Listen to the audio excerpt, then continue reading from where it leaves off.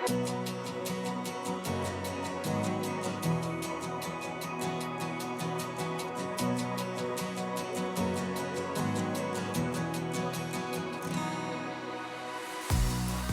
back to the Acceptance Project podcast. I'm your host, Bryan, and welcome to our New Year's special. Today we're doing something a little different. We're going to slow down, take a deep breath, and look back at the year behind us. The good, the confusing, the hilarious, and the moments that changed us in ways we're still trying to understand. As always, we won't be discussing politics or anything negative. There are other podcasts, websites, and social media where you can find all of that you need. Here, it's about laughing, remembering, planning, hoping, and just leaving the chaos outside for a few minutes, because who doesn't need a break from all that mess? New Year's Eve is one of those rare moments when the whole world pauses. We all stand on the edge of something new, holding everything we've lived through in one hand and everything we hope for in the other. And if you're anything like me, you're probably wondering how the year went by so fast and yet somehow felt like it lasted a decade. Tonight, I want to talk about the year we just lived through. I want to talk about the moments that made us laugh, the breakthroughs that gave us hope, the losses that broke our hearts, and the dreams we're carrying into the year ahead. And I want to tell you a story, the story of how this podcast began, why it matters, and what I hope it becomes. So settle in, grab some of that leftover eggnog, a blanket, grab your dog or your cat, and let's take this journey together.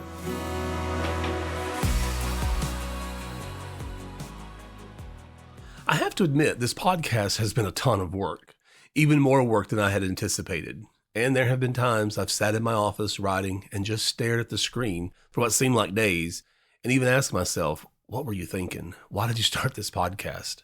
I remember sitting there, the hum of cars, a distant murmur outside of my window, snippets of street conversations drifting in.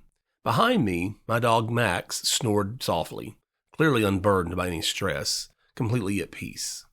But my mind, well, it felt like a dark cave I was trying to explore without a flashlight. I wanted to write, I wanted to create something meaningful for the podcast, but I felt utterly blocked. I even caught myself reaching for my phone. The urge to doom scroll through social media is a strong pull.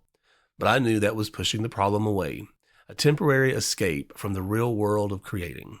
And the truth is, it wasn't a big moment. It wasn't a lightning bolt or a grand revelation. It was a slow build. A collection of conversations, experiences, and realizations that finally came together. It started with something simple. I wanted a space where people could feel seen, not judged, not rushed, not told to get over it or stay positive or move on, but just seen. Because life is messy, people are complicated, and acceptance, real acceptance, is something we're all trying to figure out. I started this podcast because I wanted to talk about the things we don't always talk about, the things we carry quietly, the things we're afraid to say out loud. I wanted to create a place where we could explore growth, healing, humor, grief, and the everyday chaos of being human. And honestly, I wanted to remind myself and anyone listening that we don't have to have it all figured out. We just have to keep showing up. And that's how the Acceptance Project was born. This year, more than most, reminded us that change is constant. Sometimes it's exciting, sometimes it's terrifying, and sometimes it's both at the same time. Maybe you moved this year, started a new job, got married, got divorced. Maybe you became a parent or even a grandparent for the first time. Life doesn't ask for permission before it shifts. It just shifts. And sometimes those changes are amazing. Sometimes they're painful. Sometimes they're confusing, but they always help shape us. This year, the world felt like it was spinning a little faster than usual. But even in the chaos, there were moments that made us stop and say, whoa, that's amazing. During 2025, one of the biggest wow moments came from the medical world. Researchers discovered that the shingles vaccine, something millions of people already receive, appears to significantly lower the risk of Alzheimer's disease and other dementias. Real-world data showed about a 20% reduced risk for those who received it. For the first time, we have strong evidence that a vaccine might help prevent neurodegenerative decline. That's not just science, that's hope. Hope for families, hope for aging parents, hope for future generations. It's a reminder that even when the world feels heavy, progress is happening quietly behind the scenes. Now, of course, not everything this year was serious. Some moments were just pure joy. Have you heard about the dog named Eclipse? Eclipse is from Seattle and takes the bus to the park by herself. Every day, she and her owner would ride the bus together. One day, Eclipse hopped on without him, rode to her stop, and got off like she'd been doing it her whole life. And from that day on, she became a regular commuter. Passengers loved her. She'd sit politely, look out the window, and hop off at her stop like a furry little professional. Stories like that remind us that joy doesn't always come from big events. Sometimes it's a dog on a bus living her best life. And then there were the moments that made us say, what? This year also gave us some moments that made us scratch our heads. For example, there was a couple in China who ended up in the hospital because the woman's hand got stuck in her boyfriend's mouth. They were apparently testing whether her hand would fit, and his jaw muscles spasmed and she couldn't get her hand out. The good news is, well, at least now they know, it does fit. These are the people responsible for those bizarre warnings on everyday products. You know, the toaster label that says, do not use while bathing. And every time I see that warning, I think, well, there goes my dream of shower toast. But not everything this year made us laugh. For many of us, this year was also a year of loss. Maybe you lost someone you loved. I did. We lost a wonderful man this year, my father, Eugene Gross.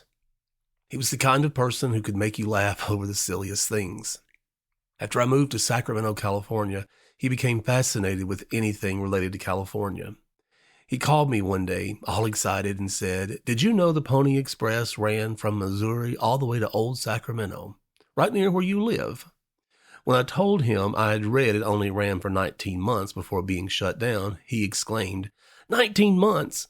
I don't believe it. I'm going to get on the Googler to see if that's true. For my dad, if it was on the Googler, it was true, and his conviction always made me laugh. He was also the kind of person who should have had his own DIY show. If something broke, he could talk you through fixing it over the phone better than any YouTube tutorial. He'd tell me exactly which tool I needed, where to buy it, and then walk me through the whole process. I miss those conversations. I miss talking about our trips out west, Grand Canyon, Yellowstone, Deadwood, Mount Rushmore, Hoover Dam, and Las Vegas. Las Vegas was his least favorite. He swore the top of his head was going to catch fire from the heat. We traveled everywhere. Washington, D.C., Gettysburg, Savannah, Texas, New Orleans. My dad and Max, as you know, my golden retriever, were basically the same when it came to road trips. If the wheels were rolling, they wanted to be in the car. Losing him this year has been a huge loss. I'm still learning how to live without him. Some days are easier than others. Holidays, not so much. But grief is the price of love, and love is worth the cost. So how do we move forward? People have asked, how do we stay positive when the world feels heavy? And the truth is, we don't ignore the negative. We don't pretend everything is fine. We don't force ourselves to smile through pain. Instead, we choose where to place our attention.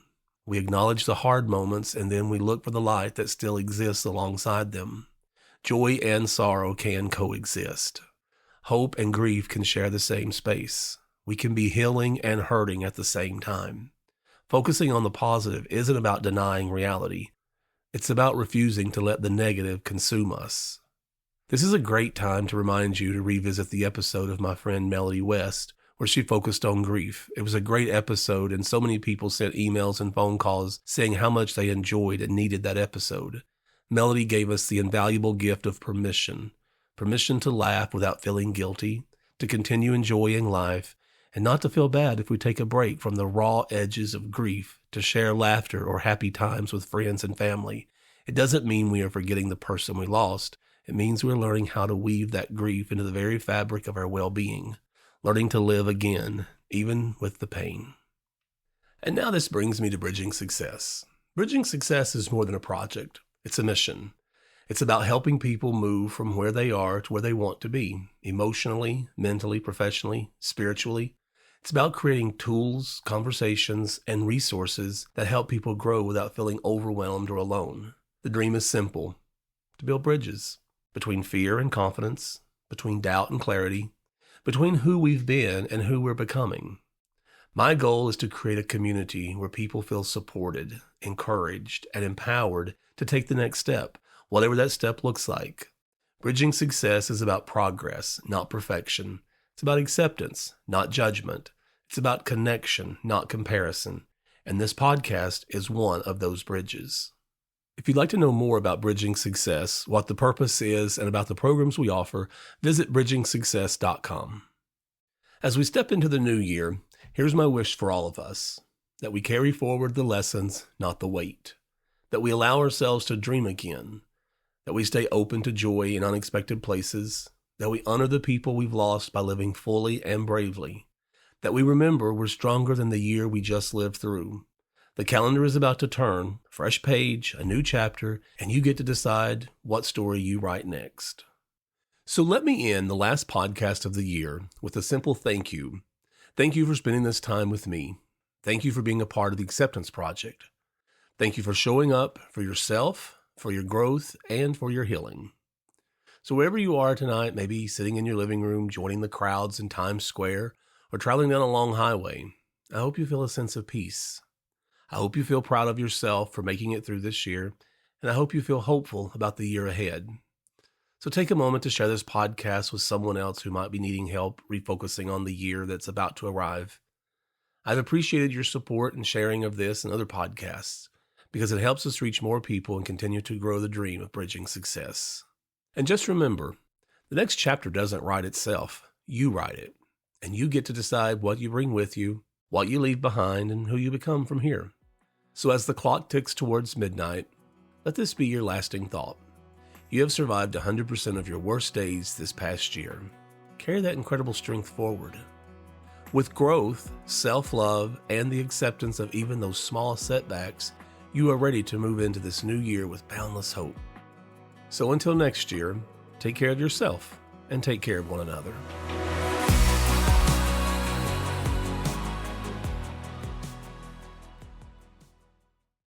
The Acceptance Project is a production of Bridging Success, LLC.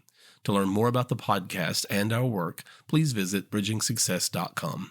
This podcast and its content are for educational, informational, and entertainment purposes only. I'm Dr. Bryan Gross, but I'm not a licensed therapist. The topics and opinions shared by me and any guests are our own and should not replace professional or medical advice. If you are seeking mental health support, medical guidance, or help with personal matters, please reach out to a licensed professional who can provide the individual support you need.